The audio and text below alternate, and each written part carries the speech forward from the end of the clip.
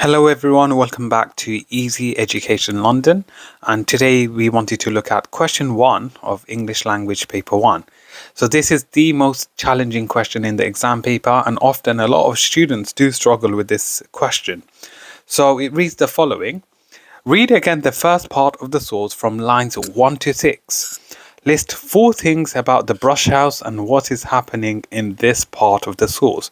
And it's worth a staggering 4 marks. Okay, so what you need to do is prepare very, very carefully for this question because a lot of students are struggling with this question. So what do you have to do?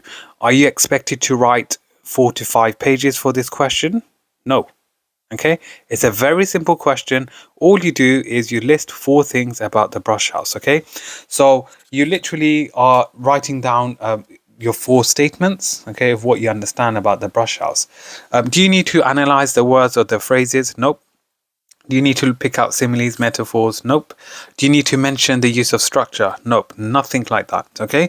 Can you write 1-word answers? No, because the exam board or the examiner won't know if you've understood what the paragraph is about. So write in simple sentences, and the easiest way I recommend, and I also teach my students, is to start with the noun phrase as well. So you can say, for example, if I was to answer this question, the brush. So you start off with the brush house. Okay, the brush house is ...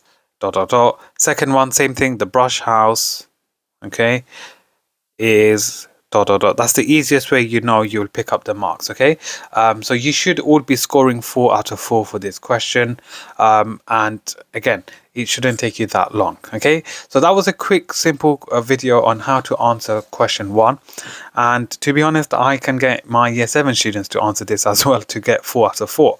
But again, you'll be surprised, all jokes aside, that some students are losing marks for question 1.